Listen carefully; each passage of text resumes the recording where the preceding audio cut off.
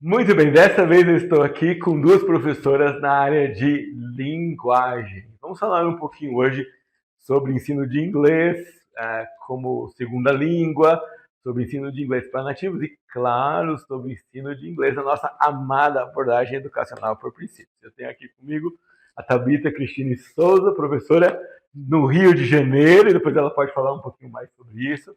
E tenho aqui comigo Cristine Musa Valverde, que ensina na escola da Spring Christian Academy, assim como nós tivemos aqui o Matthew também, que ensina matemática e ciências lá. Então vamos começar conversando com Christine. So Christine, nice to meet you.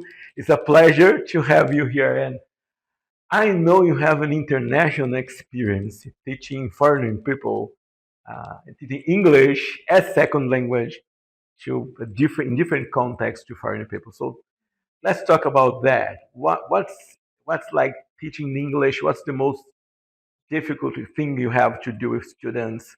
What the barriers you have to face to teaching English as second language in Bolivia, United States, to foreign people? Of course.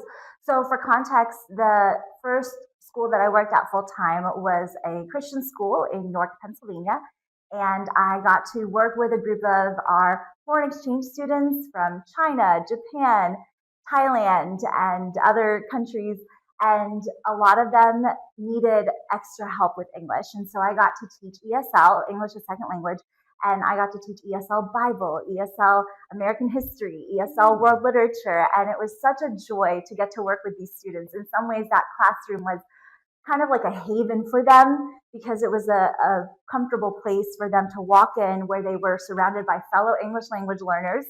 And it was also an opportunity for them to learn the Bible for the first time because many of those students had never even opened a Bible before. We could not put them in our mainstream classes with students that grew up in Christian homes and had been reading the Bible since they were 5.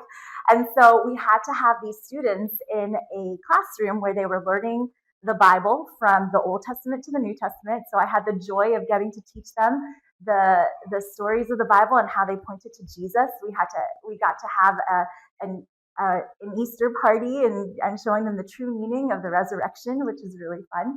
And it was such a joy. I will say that one of the hardest parts of being an ESL teacher in general, I think, is providing a space for the students to feel comfortable. As soon as you walk into a place and you are told you cannot speak your first language, it kind of puts up some fears, right? And so figuring out how to help them practice English and helping them not to keep speaking in their native tongue, especially when so many of them also spoke the same language, like Chinese or whatever it was. So figuring out the balance between, okay, how am I going to help them speak English more without putting up that fear of no native language. Yeah, So that was word and no yes, single word in our yes. Yes, and so what we ended up doing is we developed a really good relationship, and we developed a system where if they needed translation, they would raise their hand and ask, Miss Musa, can I have someone translate this for me? And I would allow them to do that so that there was permission to still use their native language when necessary, but they were still practicing English. And I would also pair them up, so the student that spoke Chinese would be paired up with a student that spoke Japanese and a student that spoke Thai, and so that they were having to speak in English together. So that was one of the challenges, but also the joy of being able to work with ESL students. Oh, thank you. E Tabita, como é ensinar inglês para o estrangeiro como segunda língua? Eu sei que você já ensinou também para várias nacionalidades e para brasileiros. Então, conta um pouquinho como é isso. A minha primeira experiência como professora de inglês foi numa escola internacional, onde os alunos também vinham de vários países, né? No Rio de Janeiro, a gente tem várias famílias que são expats, então eles vêm de países diferentes. E eu tive a oportunidade de ensinar para dinamarqueses, coreanos, finlandeses, franceses, né? Várias outras nacionalidades. Às vezes acontecia de chegarem alunos que não sabiam falar nem o português e nem o inglês. Então eu não podia ajudar nem mesmo com a minha língua nativa. Eu tinha que usar o inglês como um único recurso de comunicação. E eu percebia que os alunos aprendiam muito rápido, justamente pelo programa imersivo, pelo 100% English in the Classroom. Eu mesma passei por esse processo. Quando eu fui morar nos Estados Unidos, eu não sabia nada de inglês. E eu tive que aprender inglês apenas com inglês, porque não tinha ninguém que pudesse traduzir nada para mim, nem mesmo espanhol. Então eu aprendi nesse processo, eu vivi a dor do aluno bilíngue, que quer se tornar bilíngue. Então eu tinha essa empatia e eu sabia que o processo pode parecer difícil no início, mas com perseverança o processo é muito mais rápido quando ele é feito dessa forma do que um programa que fica usando muito recursos de tradução, de explicação na primeira língua, né, na língua nativa. Esse tipo de programa normalmente não é tão eficiente por conta em comparação com a imersão. Eu vivi isso na prática como alguém que aprendeu inglês e hoje trabalha com isso, e também vivi isso como professora, lidando com alunos que nem mesmo sabiam português ou inglês, e vendo eles aprendendo inglês e abrindo portas, mais ainda portas, né, do mundo para eles. Então, isso para mim foi um privilégio, poder passar por essa experiência e ver alunos meus e ter essa capacidade de instigar os alunos a saber, você vai conseguir, eu consegui, você vai conseguir aprender essa língua. Muito bom. E você que está lutando e tentando aprender inglês, já tem uma dica de qual é o método que você deve escolher, né?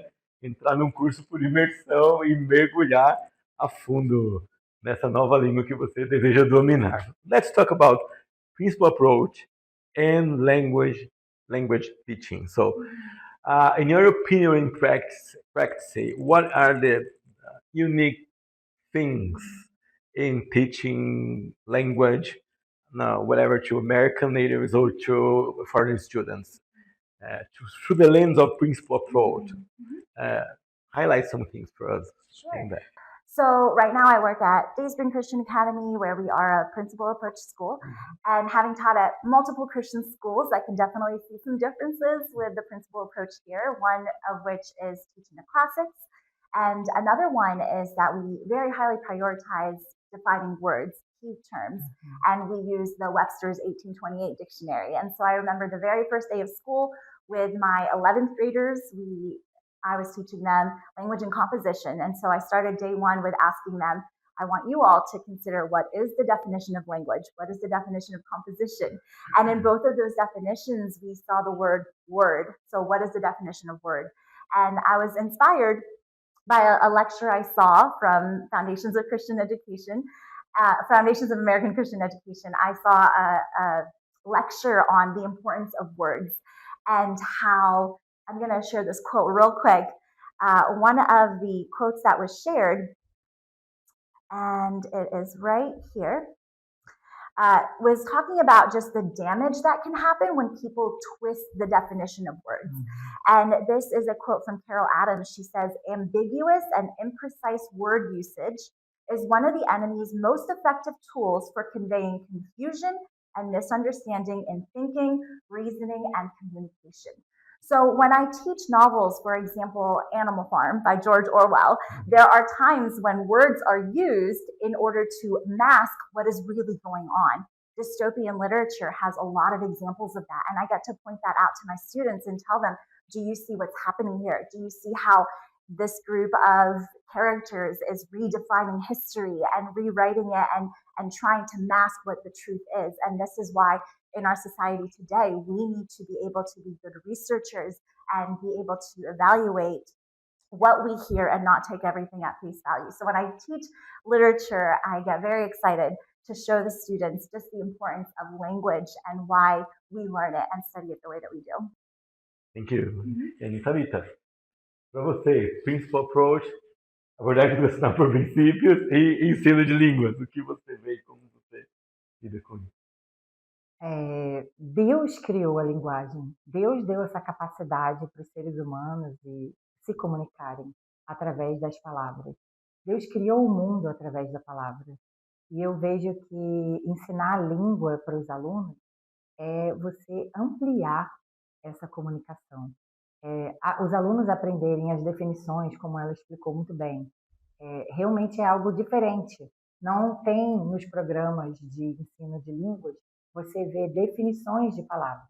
E as definições ajudam muito a você a ampliar o seu vocabulário, porque através daquela palavra você aprende outras, aprende sinônimos.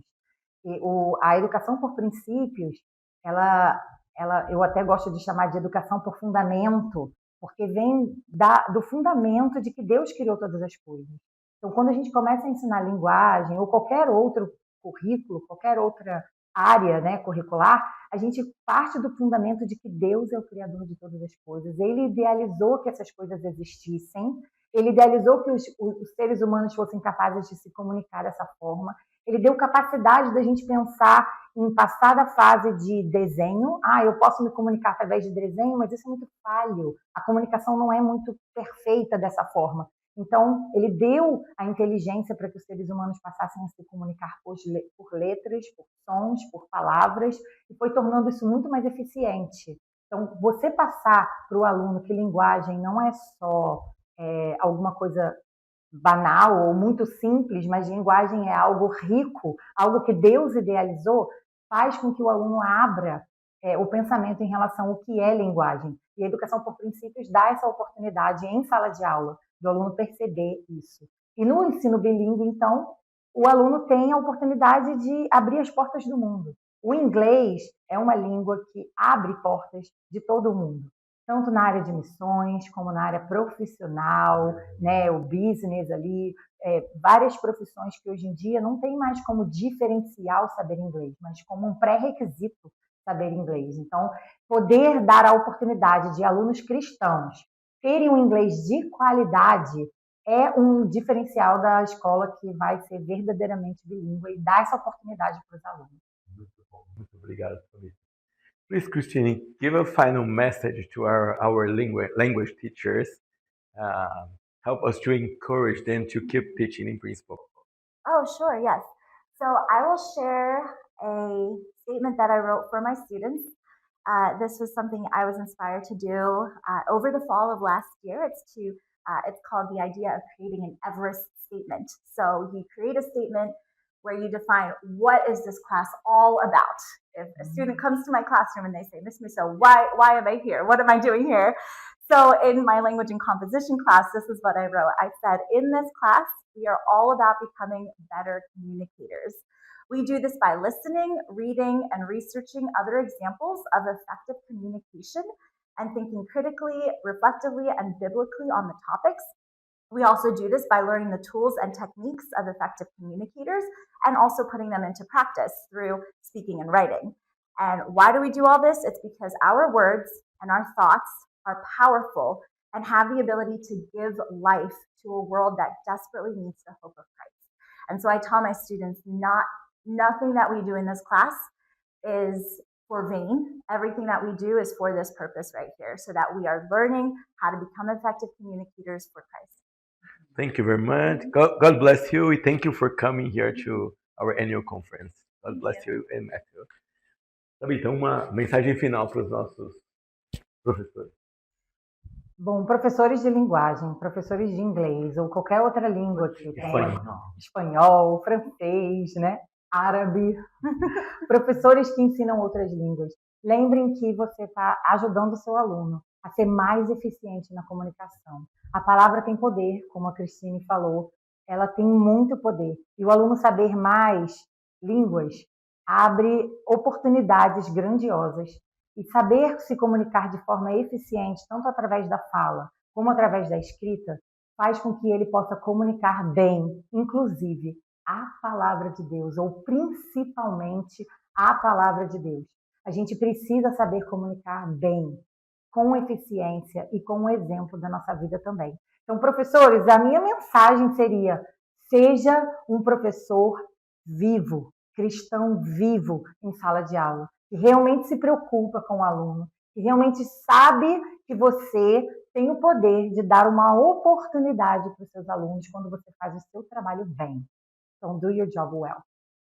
Obrigado você que nos acompanha nas redes sociais, obrigado por estar conosco e a nossa oração é que você continue encorajado a manter o seu bom trabalho, o seu ministério e seu ensino na abordagem por princípio.